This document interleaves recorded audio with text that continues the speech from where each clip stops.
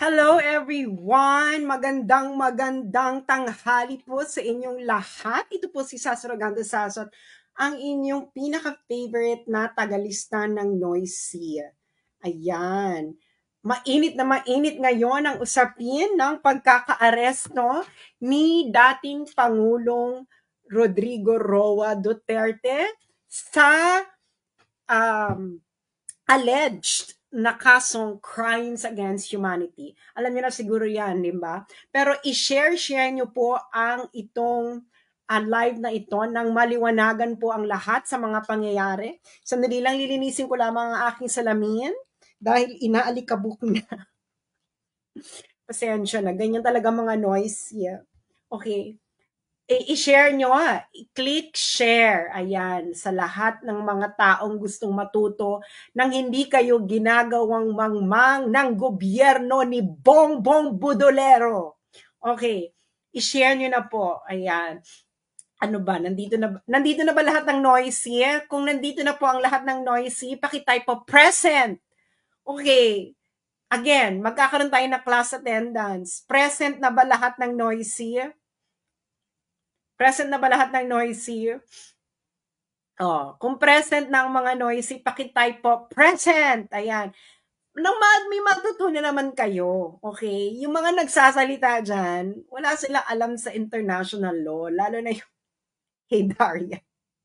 Okay. Alam mo, eto lang makikinig kayo sa akin. Okay? Ang procedure sa ICC, it's a criminal procedure. Okay? Tanungin nyo kahit sinong lawyer, judge, sasabihin ko sa inyong ito. Mag-agree sila sa akin.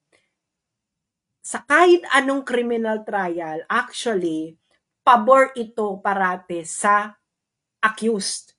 Yung karapatan ng accused talaga, sinisecure talaga yan. Always remember that.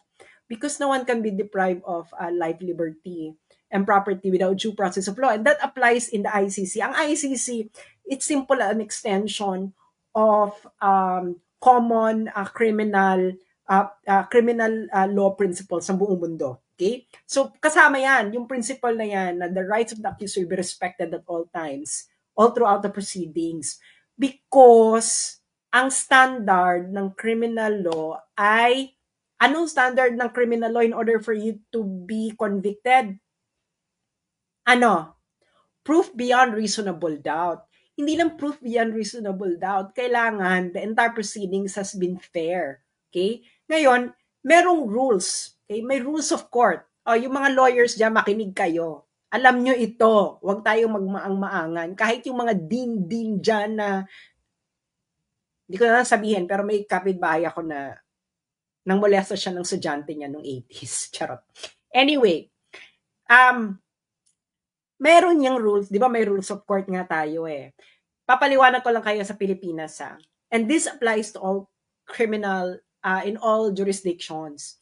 Yung procedural fairness, ibig sabihin, the entire procedure, dapat irespeto ito. Dapat, kasi nga dinideprive mo yung tao ng liberty eh. So dapat, meron kang justification kung bakit may dideprive yung liberty ng tao. And dapat, ito ay compliant sa kanyang karapatan. Okay? Lalo na accused pa lang eh. Duterte is still an accused person. Hindi po to proof, hindi pa po siya convicted. Kaya, yung buong karapatan niya, applicable. Okay? Only when you are convicted that your rights are actually curtailed. That's very basic principle in criminal law. Kayo naman mga law din dyan. Don't use your emotions. Use your logic. Okay. Now, ipapaliwanag ko sa inyo ang nangyari. Okay? Eto, malinaw na malinaw sa inyong lahat ang nangyari. Kayong mga pulis, makinig kayo. AFP, makinig kayo. Okay? I-share nyo ito sa mga sundalo ninyong kasama. Dahil yung commander-in-chief ninyo, inabuso kayo. Hindi sila nag-comply sa arrest proceedings mismo ng ICC. Ikaw, Enrile, makinig ka. Okay, may mga pa-comment pa ka pa na international law. Hindi mo naman alam yung international law. Enrile, makinig ka nang may matutunan ka.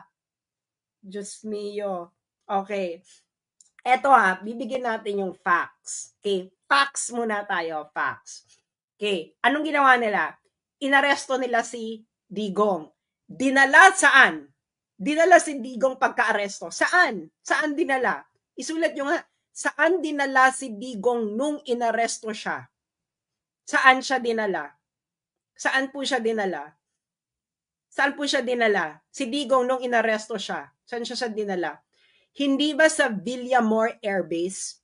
Dinala si Digong nung inaresto siya by virtue of arrest warrant ng ICC. Dinala siya sa Villamor Air Base.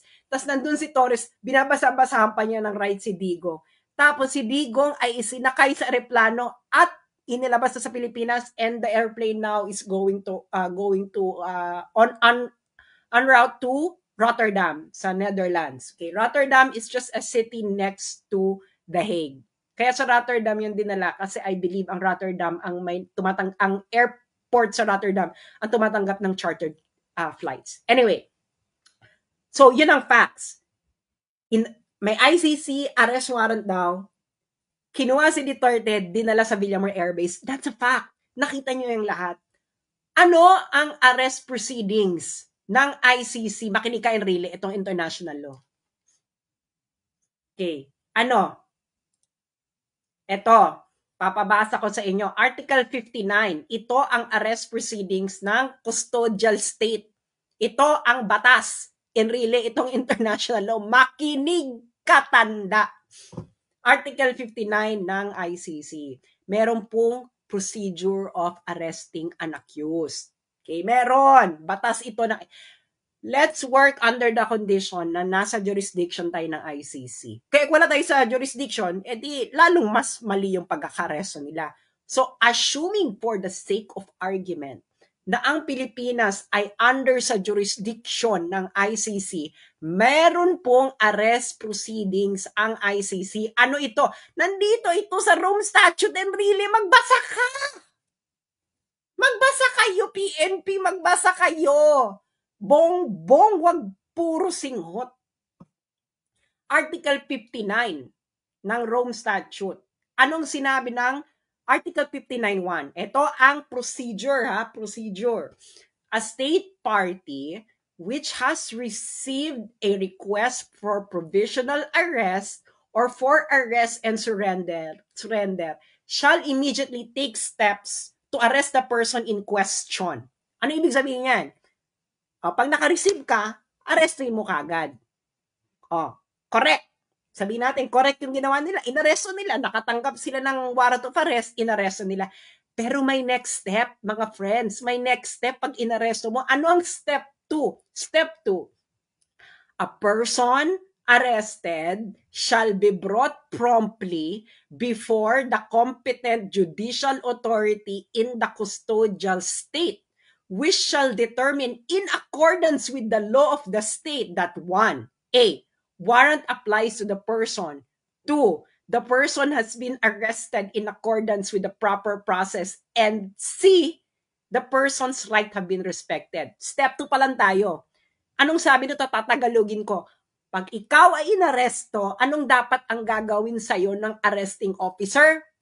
Dadalin ka sa harapan ng competent judicial authority. Ibig sabihin, si Digong dapat dinala saan?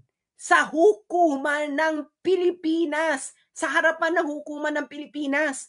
Pero anong ginawa nila? Saan nila dinala si Digong? Sa Villamor Air Base. Kailan naman naging korte ang Villamor Air Base? Napakalinaw dito, mga engot kayo. ICC law ito. Ito ang ICC procedure.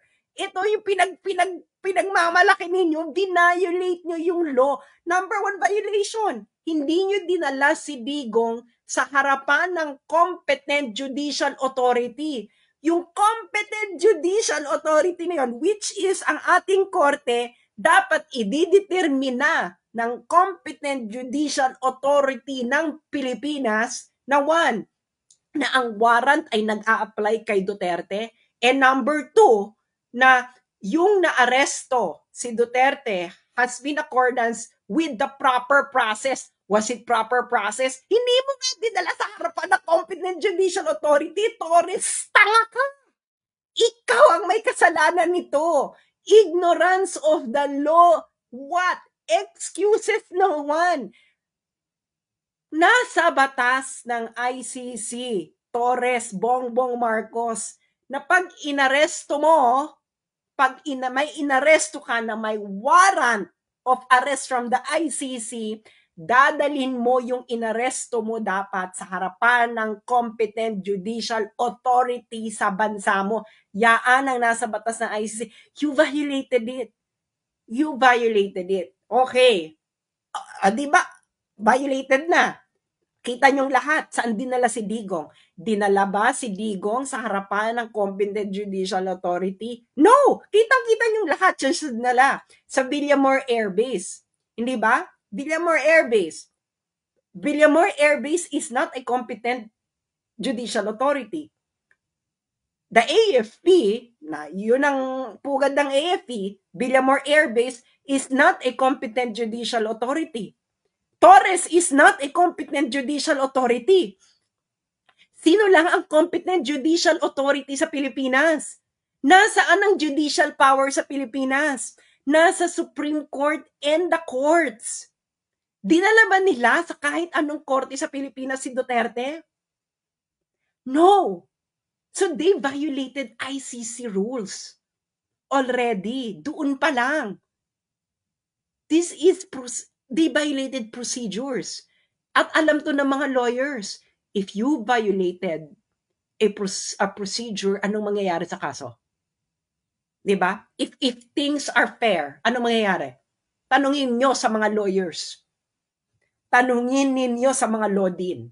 Kung sinabi kong sila na sasabihin nila hindi madidismiss, you are not acting on jurisprudence. Ayan o, in accordance with the law of the state, ibig sabihin in accordance sa law ng Pilipinas, ididetermine na pa ng korte ng Pilipinas dapat na yung warrant ay nag-a-apply kay Duterte. Second, na yung pagkaka-aresto kay Duterte ay dumaan sa proper process. At number 3, na ang rights ng arrested ni Duterte ay dapat respected. Ididetermine na pa yun ng court.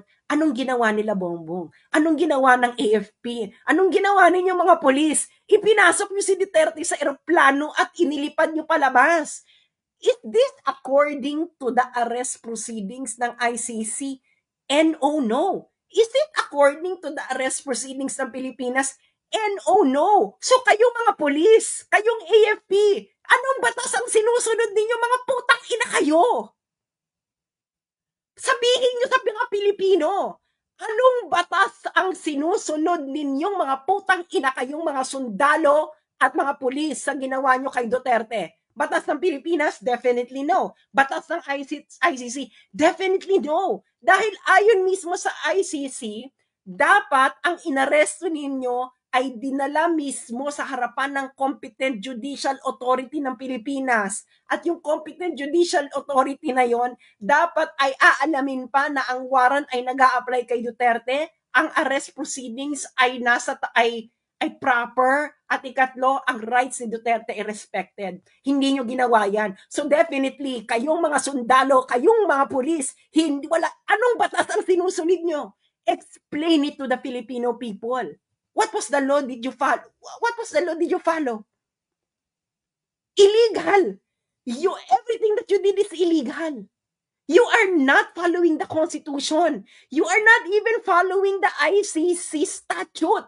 So what are you following, kayong mga sundalo at mga pulis? Magising kayo. Ngayon, okay, nag-violate na sila doon. Hindi ba? Nag-violate na sila noon. Hindi nila iniharap si Digong. Hindi nila hinarap si Duterte sa competent judicial authority. Dinala nila, di ba, sa Villamor Air Base, and from Villamor Air Base, inilakay ng eroplano. That's not according to the arrest proceedings of ICC itself. Meron ka ng procedural flaw.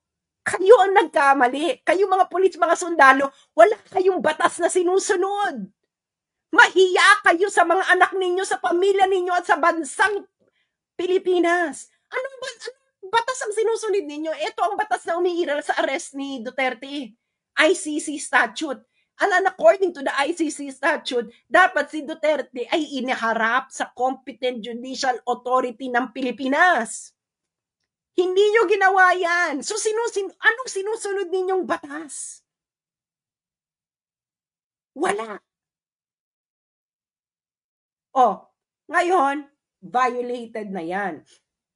Pupunta ngayon tayo sa Article 59.3. Anong sabi ng Article 59.3 ng arrest proceedings? The person arrested shall have the right to apply to the competent authority in the custodial state for interim release pending surrender. Anong ibig sabihin nito? Di ba?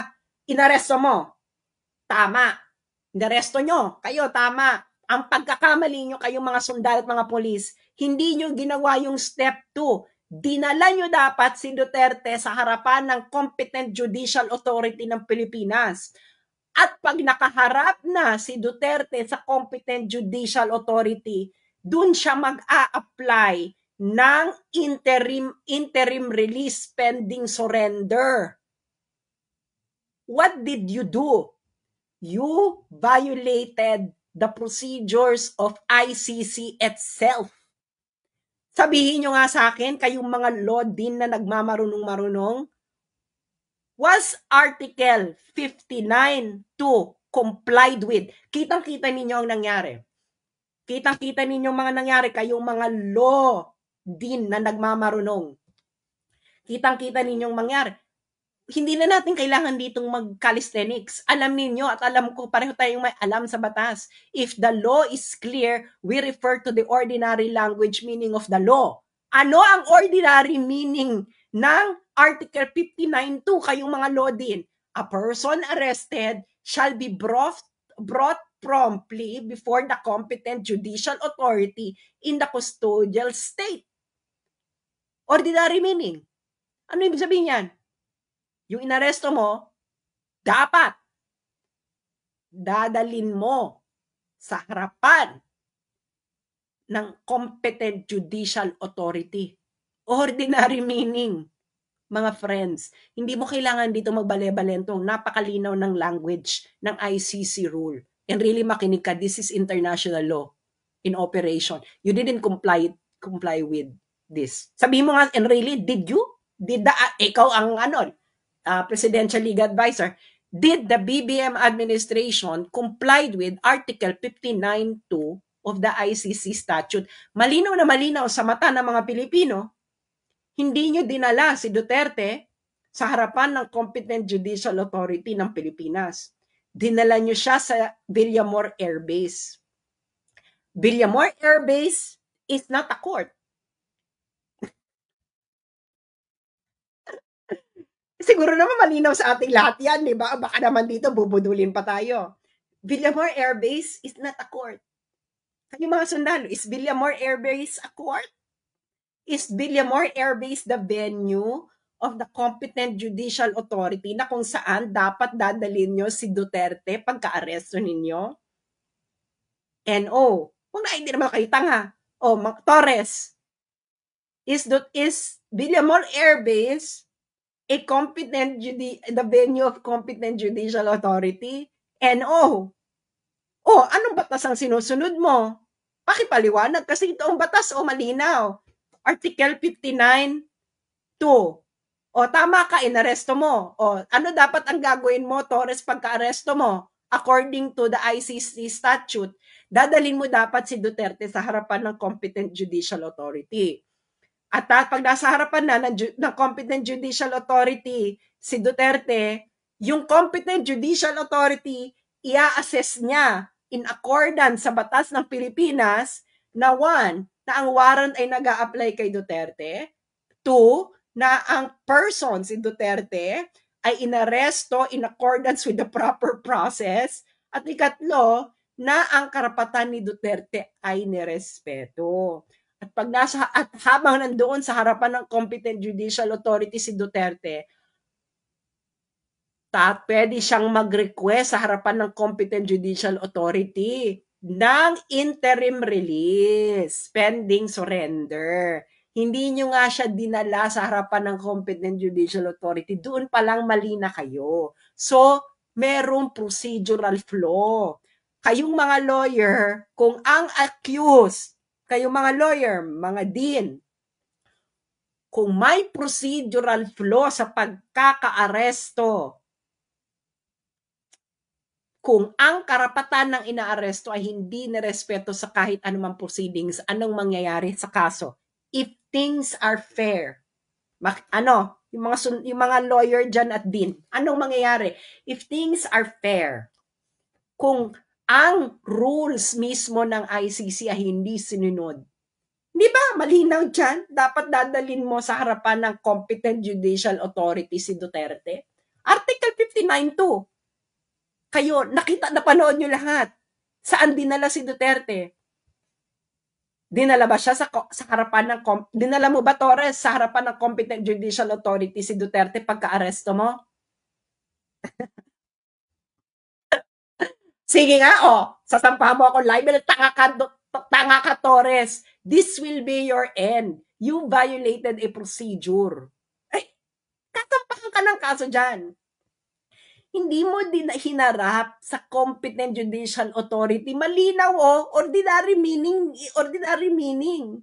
ng law. Ordinary meaning ng language lang tayo dahil malinaw ang batas. Ang sabi ng batas, pagka-aresto mo, Torres, brought promptly. Ang sabi pa, brought promptly.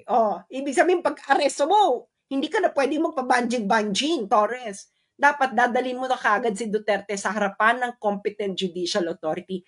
Ginawa mo ba, General Torres? Kayong mga pulis na nakikinig dito, malinaw ang batas, basahin ninyo. Siguro marunong naman kayo magbasa, kayong mga pulis na nakikinig dito at mga sundalo. Anong sabi ng batas? Pagka-aresto, the person arrested shall be brought promptly before competent judicial authority ng custodial state. Sinong custodial state? Pilipinas. Sinong competent judicial authority ng Pilipinas? Sino? Mga sundalo na loyal sa Constitution. Anong sinasabi ng Constitution kung nasaan ang judicial power ng Pilipinas? Nasa Villamor Air Base ba? Kaya nga, di ba, loyal pa kayo sa Constitution? Ano sinusunod yung batas? Ayun ang batas ng arrest proceedings ng ICC. Yung inaresto ninyo, dadalin mo dapat sa harapan ng competent judicial authority ng Pilipinas. Ginawa nyo? Hindi nyo ginawa. Ano ang Villamor Air Base? Nasaan ang judicial authority ng Pilipinas according to the Constitution na dapat loyal kayong mga sundalo at pulis? Nasa judiciary. Nasaan ang venue ng judiciary? Nasa Villamor Air Base? Wala. So hindi na kayo loyal sa Constitution. Tama? Kasi kung loyal kayo sa Constitution, dapat sinunod nyo yung batas ng ICC. Hindi ba? Kayo mga pro-ICC. Ito ang mga sinasabi ko sa inyo Hindi nyo alam mga pinagsasabi ninyo. Siyempre, hayaan mo na kayo magkamali bago kayo i-correct, di ba? Hindi nyo inalam, may batas pala ang pag-aresto. Really? Meron palang international law ng pag-aresto dapat kay Duterte. Hindi mo sinunod. Ano ba yan? Ano ba kung ginawa mong advice? Ayan, malinaw, dapat iharap si Duterte in front of a competent judicial authority. You didn't do it. Dinala mo sa Villamor Air Base. Anong legal calisthenics ang gagawin ninyo kung bakit justified yung violate ninyo ng Article 59.2? Article 59.2 pa lang. Hindi pa tayo pupunta sa Article 59.3. Dalawa na. This is assuming na may jurisdiction ang ICC. Ngayon, assuming na meron jurisdiction, nag-comply ba kayo sa Article 59.2 and then Article 59.3? No! So kayong mga lawyer na nakikinig, kayong mga law din, mga law students, Kung may kliyente ka at binayolate ang Article 59.2 at Article 59.3 ng karapatan ng iyong kliyente, ano gagawin mo? At if all things are fair, kayo mga retired judges, ano ang desisyon? Hindi ba sa Pilipinas? Akala nyo wala akong alam. Hindi ba sa Pilipinas marami tayong jurisprudence? Ang tinatawag na improper service of summons or improper service of warrant. Anong ibig sabihin niya, mga friend? Makinig kayo. Okay? Halimbawa, ikaw, no, may hinaharap kang kaso. Tapos, hindi mo natanggap ang summons. Hindi mo natanggap ang warrant. Ang warrant na dala sa ibang address or whatever. Tapos, nagpatuloy yung kaso. Tapos, na-convict ka. Na-convict ka kunwari. Pero, merong flaw sa procedure. Improper service of warrant. Anong sinasabi ng jurisprudence ng Pilipinas? Dismissed ang kaso kahit convicted ka because of improper service of warrant. Because the service of warrant is part of the right of the accused that the warrant should be properly served. Ganon katindi kasi sa criminal procedure, the rights of the accused will have to be respected all throughout the proceedings. Hindi na tayo dito kangaroo court, mga friends. Hindi na tayo dito quadcom, no? Meron na pong batas. Ang batas po ay dapat hinarap nyo sa competent judicial authority. Hindi nyo hinarap sa competent judicial authority sa Pilipinas. Flaw. Di ba flaw? Yung mga sundalo, mga pulis, anong batas ang sinusunod ninyo? Makinig, tanongin yung mga may kakilala ditong sundalo at pulis. Hindi ba loyal dapat sila sa Constitution? Sa Constitution natin, di ba, international law will be part of the law of the land. Di ba, general principles, di ba? General principles of international law will be part of the law of the land. Kaya nga sinasabi nila, ICC is part of the law of the land, emerald. Di dapat part ito ng law of the land natin, Article 59.2. ICC law ito ng Rome ng arrest proceedings ng ICC. Paano yan, mga sundalo? Meron bang batas sa Pilipinas na nag-justify sa ginawa nyo kay Duterte? Wala. Meron bang batas sa ICC arrest proceedings na nag-justify sa ginawa ninyo? Wala. So, hindi batas ang sinusunod ninyo, mga sundalo at pulis. Anong sinusunod ninyo? Paki-explica. Hindi batas ang sinunod ninyo nung ginawa nyo kay Duterte. Hindi tao ang sinunod ninyo. So you are no longer under the rule of the law, but under the rule of men. Mag-isip-isip kayo. Yung mga matitinong sundalo dyan, nakikinig ba kayo, mga kayong mangging kaligatan? I'm pretty sure, no? 16,000 tayo. I'm pretty sure nakikinig kayo. Uulitin natin sa mga kakarating pa lang. Okay? Ulitin natin sa mga kakarating pa lang. Facts muna tayo. Facts. Anong facts? Meron daw warrant of arrest na inisyo ang ICC laban kay Duterte. Inaresto nila si Duterte, dinala nila sa Villamor Air Base. After Villamor Air Base, isinagay sa eroplano. Malinaw yan sa mga Pilipino. It is clear to the Filipino people what happened. Pero according sa arrest proceedings ng ICC, ito ang batas. Di ba sabi niyo sinusunod niyo ang ICC? So dapat susundin niyo rin ang ICC arrest proceedings. Ano ang arrest proceedings ng ICC? Arrest. Yung inaresto, iaharap mo dapat sa competent judicial authority.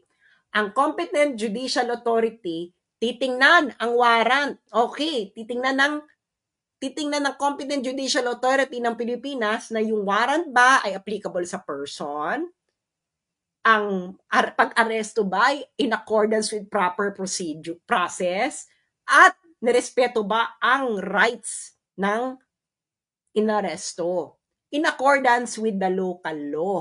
State law, ay na nakalagay, Article 59.2. Okay? Pagkatapos niyan, habang nakaharap si Duterte sa competent judicial authority ng Pilipinas, doon siya magre-request ng interim release. Ngayon, ang korte ipaprocess yung interim release. I-determine na kung may grounds ba for interim release, etc. Sinunod niyo ba ang arrest proceedings ng ICC? I am operating under your assumption na may jurisdiction ng ICC. Kung may jurisdiction ang ICC sa Pilipinas, then dapat nag-ooperate ka according to arrest proceedings ng ICC. Hindi ka nag-operate. Nilabag mo yung arrest proceedings. Wala ito sa batas ng Pilipinas. So si Torres, anong batas ang sinusunod niya? Ignorance of the law, Torres, excuses no one. Ignorant ka, Torres, sa batas na pinapatupad mo, which according to you is the law of ICC. But according to the law of ICC, Torres, at kayong mga sundalo at mga pulis dyan, dapat hinarap ninyo si Duterte sa competent judicial authority. Pero ang ginawa ninyo, inilagak nyo siya sa Villamor Air Base. Villamor Air Base is not a venue of competent judicial authority. And competent judicial authority, again, kayong mga loyal sa Constitution, mga sundalo at pulis, na kanino vested ang judicial power sa Pilipinas? Nasa Villamor Air Base ba? Napakalinaw, hindi ba? Oh. So, sa makatiwid, ginago ninyo ang mga Pilipino. Ginagago ninyo ang mga sarili ninyo. Ginagago ninyo, kayong mga pulis at mga sundalo, ginagago ninyo mga anak ninyo at mga asawa ninyo at pamilya ninyo at ang susunod na henerasyon. Sumunod kayo sa kautusan ng bangag na hindi alam ang batas na dapat ay pinapatupad ninyo. Saan kayo ngayon loyal? Sa Constitution? O nasaan sa Constitution na tama yung ginawa ninyo? According to the Constitution, international law is part of the law of the land. Kayo nagsasabi, pinapatupad ninyo ang warrant of arrest ng ICC. Ergo, you are complying within the law of ICC. Dapat. Nag-comply ba kayo? No. Ba't hindi kayo nag-comply? Dahil hindi nyo alam ang batas. Is that an excuse? Ignorance of the law excuses no one. Nagpagamit kayo kasi sa mga politiko. Ngayon, etong mangyayari dyan, mga sundalo, mga pulis, mag-isip-isip na kayo. The first defense of Duterte is the violation of Article 59.2. ICC ngayon ay mapupunta sa hotspot kasi malinaw na malinaw. Hindi hinarap si Duterte sa harapan ng competent judicial authority ng Pilipinas. Pag nagsalita ang ICC na okay lang na hindi iharap sa competent judicial authority, ICC will be violating its own rule. Napakalinaw, this is ordinary meaning ng language principle. And this will be taken up. But I'm sure by the UN Security Council. Sino mga permanent members ng UN Security Council? China, Russia, US, France, UK. Well, maybe US, hindi natin alam kung anong magiging response. But Russia and China will definitely move to cancel the proceedings. Suspend at least. UK at France. Paano i-justify ng UK and France na malinaw na hindi hinarap si Duterte in front of a competent judicial authority ng Pilipinas?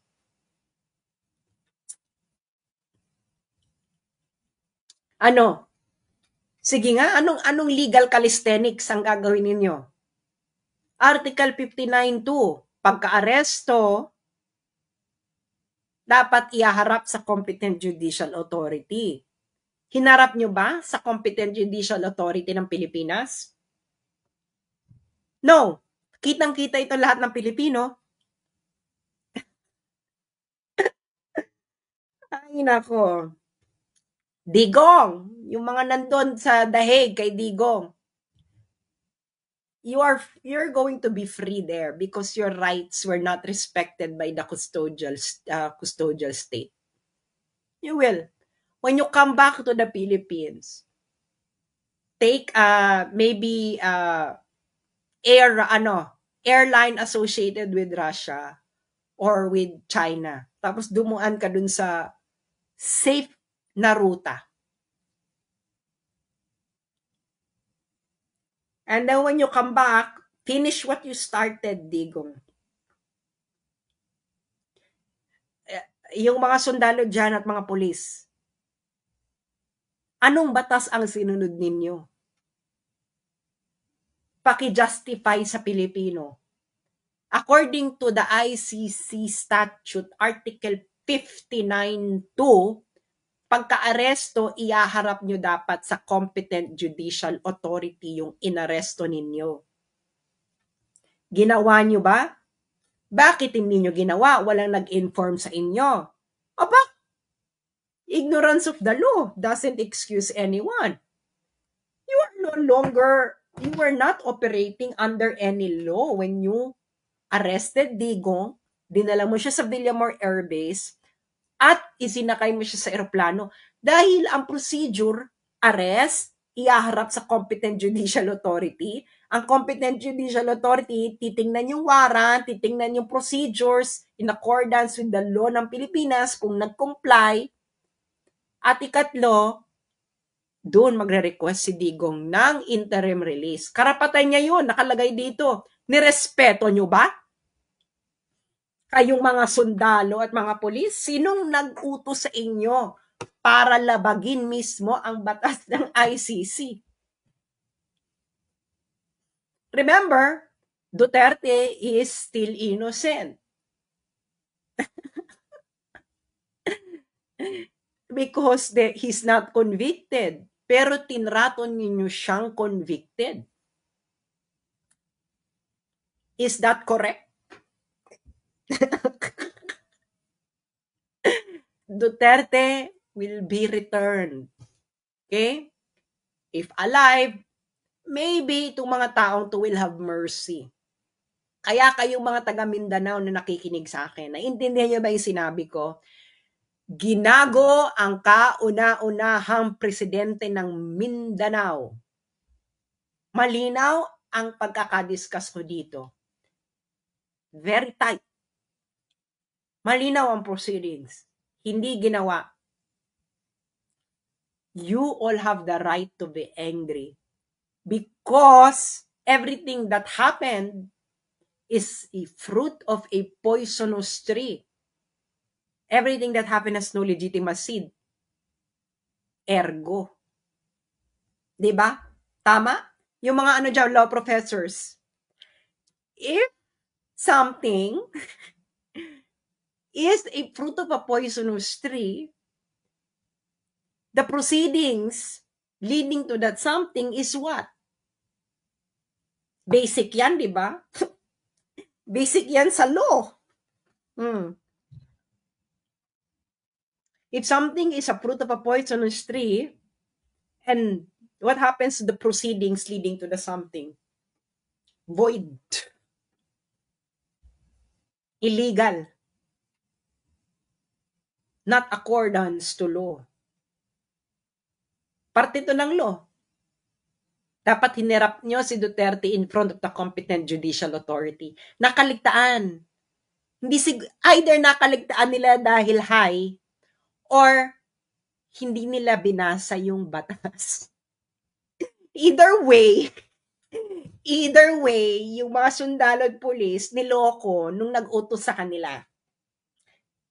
Uto-uto naman kayo. for me, utu-utu kayo. Yung mga sundalo, mga pulis na inaresto, nagpauto kayo. Either nagpauto kayo sa bangag or nagpauto kayo sa walang alam sa batas sa ICC. Eh kung both, mas malala. Bangag na, wala pang alam sa batas ng ICC. So mag-isip-isip na kayong mga sundalo at mga pulis kung anong pinaggagawa sa ininyo. Ewan ko sa inyo. Duterte, this is the first thing na titingnan. Diba? Binayolate na eh. Karapatan mo. Binayolate yung karapatan mo eh. Oh. Fruit of a poisonous tree. So, yun lamang po. At maraming salamat. Keep sharing. At yung mga pulis at sundalo dyan. Ano? Yung mga law din. Malinaw ang facts. Mga dean ng mga law schools. Malinaw ang facts, hindi ba? Inaresto si Duterte, dinala sa Villamor Air Base, isinakay sa eroplano. Yung mga law din dyan, kung tunay kayong may alam sa batas, anong sinasabi ng ICC law? Pag-aresto, ihaharap sa competent judicial authority. After pagharap sa judicial authority, yung judicial authority, i-determine na kung yung warrant ba ay para dun sa tao, proper ba yung pag-aresto, at nirespeto ba yung karapatan. And after nun, may karapatan si Duterte humiling ng interim release. Kayong mga law din, napakasimple nito. Hindi ba? The wording of the law is not ambiguous. Ang facts ng nakita ninyo kahapon, judge it according to the law of ICC on arrest proceedings. Did the facts yesterday comply with the arrest proceedings ng ICC? Napakasimpleng tanong. Kahit siguro first day law student masasagot. 'Di ba? Tanong, yan ang pagdebatihan nyo ngayon. Facts. Inaresto, dinala sa Villamor Air Base, isinakay sa eroplano, tinakas, inilabas ng Pilipinas. Ano ang batas? Arrest, present promptly before a competent judicial authority. Competent judicial authority will look at the warrant, will look at the proceedings ng pagkakaaresto, titingnan kung nirespeto ang karapatan ng accused, and the accused can request interim release. Kasama sa karapatan niya yon. Again, law din ng lahat ng law school sa Pilipinas. Facts kahapon, inaresto, dinala sa Villamor Air Base, isinakay sa eroplano, inalabas sa Pilipinas. Batas, arrest, iharap sa competent judicial authority, bubusisiin ang warrant, ang pagkakaaresto, at kung na-comply ba ang rights ng accused. At doon, pwedeng mag-request si Duterte ng interim release before surrender sa ICC. Tanong, yung law and facts, magkatugma? Kung ang law at ang fact ay hindi magkatugma, sino dapat manaig? Ang law, di ba?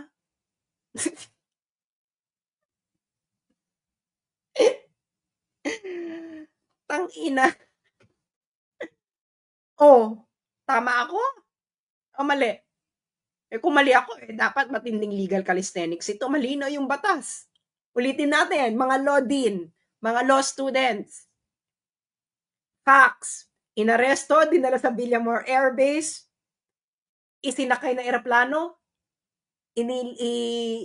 ipinuslit ng Pilipinas. Batas. Dapat inaresto, pagka-aresto, ipipresenta sa harapan ng competent judicial authority.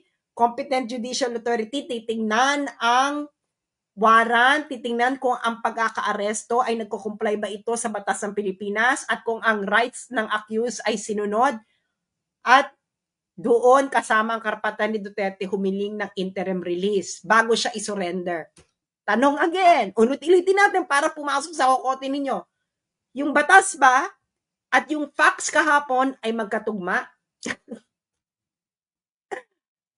Ay, Diyos ko, kahit siguro grade 5 ang natapos, masasagot ang tanong ko. Maraming salamat po sa inyong lahat. At kung gusto nyo hindi maging engot at yung mga kasamahan nyo hindi mag-engot, i-share nyo ito. Maraming salamat pong muli at mabuhay ang mga totoong nagmamahal sa bayan natin.